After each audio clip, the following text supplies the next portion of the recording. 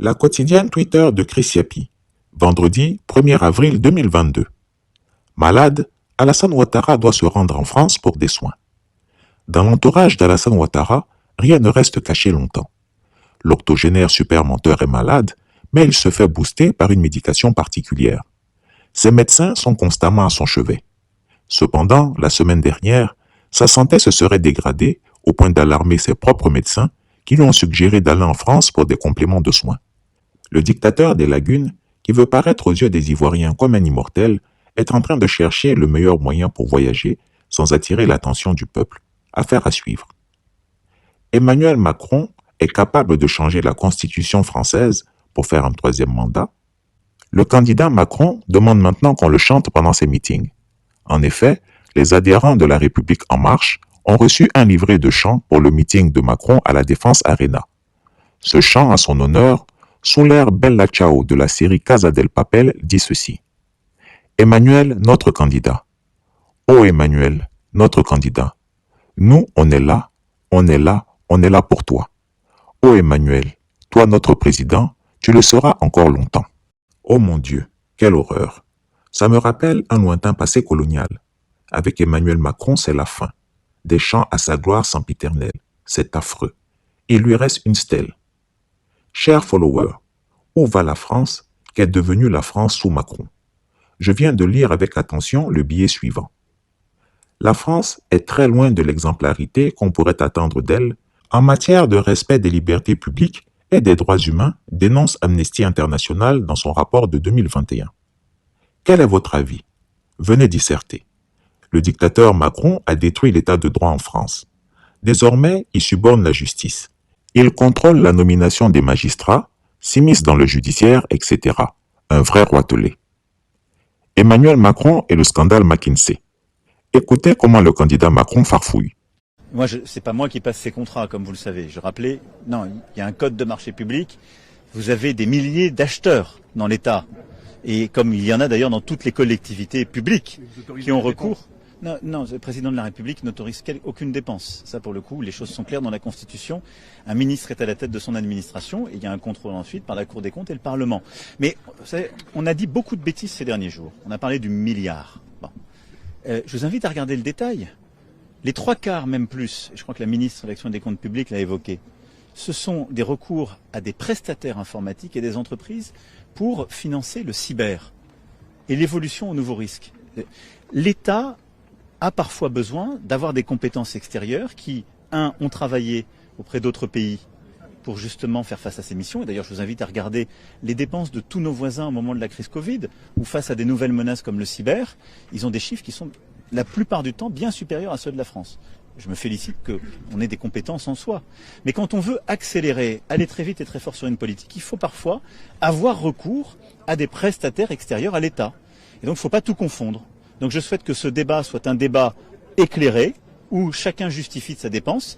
Je ne vais pas, moi, justifier de chaque contrat. Je ne les connais pas, c'est pas moi qui les ai passés. Du mal à justifier, mais, en tout cas, du contrat lui-même. Non, mais il faut poser la question au ministre qui l'a passé ou à son administration. Je ne suis pas débiteur d'un chef d'entreprise qui vient parler devant le Sénat. Il faut ranger quand même toutes les cases, là, sinon on va dire tout et n'importe quoi. Avec des cabinets qui décident à la place des ministres. Mais personne ne décide à la place. Non, mais attendez, on va repartir à la base. Vous pouvez avoir recours à des prestataires extérieurs quand vous avez une entreprise ou quand vous avez une administration, une collectivité locale. D'ailleurs, je vous invite à regarder, tous vos employeurs le font. Que vous venez de groupes d'audiovisuels, publics ou privés, tous le font. Parce qu'il y a des missions parfois ponctuelles où vous n'avez pas les compétences en interne, parce qu'il y a des choses que d'autres font et il n'y a pas les compétences en interne. Donc ça, on ne va pas commencer à rentrer dans un débat de fou qui consisterait à dire qu'on n'a plus le droit d'avoir recours à des prestataires extérieurs. Sinon, on aura tous un problème. Premier point. Je vous invite à regarder les chiffres en période longue. Je me félicite que sous ce quinquennat, on ait beaucoup moins dépensé qu'il y a 10 ans. Et je vous invite à regarder la tendance. Il y a eu une augmentation en Covid parce qu'il y a eu besoin. Et parce qu'en particulier aussi sur l'équipement en cyber, on a augmenté. Mais je vous invite à regarder les périodes antérieures. Travaillez. Regardez les chiffres en France depuis 15 ans. Dites-moi si ce quinquennat est un quinquennat où on a beaucoup augmenté. Vous verrez que c'est le contraire. Regardez ce qu'il y a derrière ces dépenses. Et vous verrez que l'essentiel, c'est les dépenses liées à la crise et de nouveaux risques sur lesquels il n'y avait pas des compétences d'État. Et enfin, en méthode, ça n'est jamais celui qui conseille qui décide. Je trouve que dans mes vies antérieures, j'ai pu conseiller. C'est celui qui passe une commande qui décide.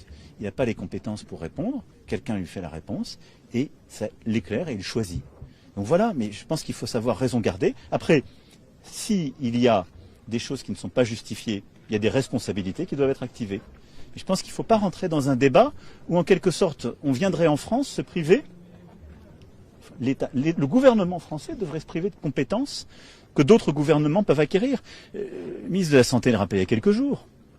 Ceux qui ont accompagné le gouvernement allemand ou autre, dont tous vous me disiez début janvier 2021, ils vont beaucoup plus vite en vaccination, ils ont une très bonne organisation. On a été content qu'on puisse avoir recours, pour des sommes raisonnables, au cabinet qui avait accompagné les Allemands pour transférer la technologie et pour qu'on le fasse mieux. Ça ne me choque pas. Et je vous invite à regarder. Beaucoup des politiques qui sont en train de commenter, présidents ou présidentes de région, ont recours à des cabinets de conseil comme ça. Ils le font. Ils le font. Et la question que vous devez vous poser...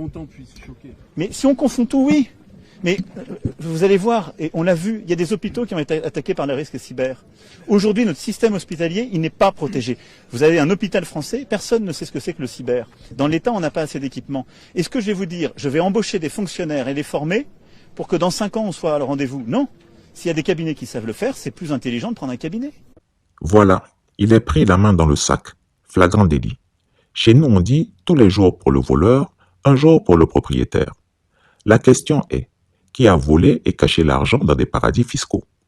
D'ailleurs, le 29 mars dernier, à la réunion publique du candidat Macron, animée par Richard Ferrand, un homme a été violemment évacué après avoir évoqué le McKinsey Gate.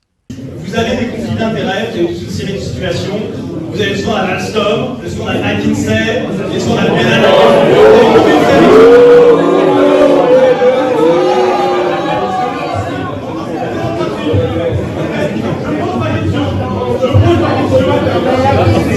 Bravo la démocratie!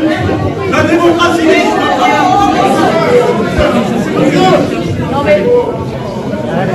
Bravo pour la démocratie! Désormais en France, quand une personne dit le mot McKinsey dans une réunion pour l'élection de Macron, il est viré manu militari. Avec Macron, la démocratie est en danger. Guerre Russie-Ukraine. Cette affiche dans les rues de Moscou dit « Les pièces de Tchekhov ne sont plus jouées en Europe, mais nous n'en aimons pas moins Shakespeare. On ne touche pas à la culture. » Les dirigeants et les bien-pensants occidentaux devraient lire ça, et qu'ils sachent que ce n'est pas seulement la Russie qui ressent les effets de leurs sanctions. Le litre de gasoil était 1,99. 1,99, il a pris, depuis vendredi, il est à 2,20. Expliquez-moi comment il peut prendre 30 centimes en 48 heures. Mais vous me parlez de l'Ukraine, ok? Mais demain, si Poutine, il nous coupe le robinet de gaz, comment on fait? Eh ben, on va devoir tous s'organiser. Mais ce que je veux parce que c'est bien de nous dire baissez votre température de 1 degré. Mais moi, j'ai déjà fait, j'ai pas entendu qu'on me dise. C'est horrible. C'est horrible d'aller, mais c'est horrible d'aller faire ses courses. C'est horrible de remplir son réservoir. C'est horrible de, je vais vous dire honnêtement, j'avais un salaire qui me permettait de vivre correctement. Je pouvais mettre de l'argent de côté, je pouvais partir en vacances. Aujourd'hui, ce n'est plus possible. Je suis devenu un salarié pauvre. Comment vous faites pour remplir un réservoir à 140 €? 140 €, c'est-à-dire, c'est horrible. C'est horrible. Chris Yapi ne ment pas. Retrouvez Chris Yapi sur son nouveau compte Twitter, ses 2 chaînes YouTube, sa chaîne Dailymotion, Instagram et Mediapart.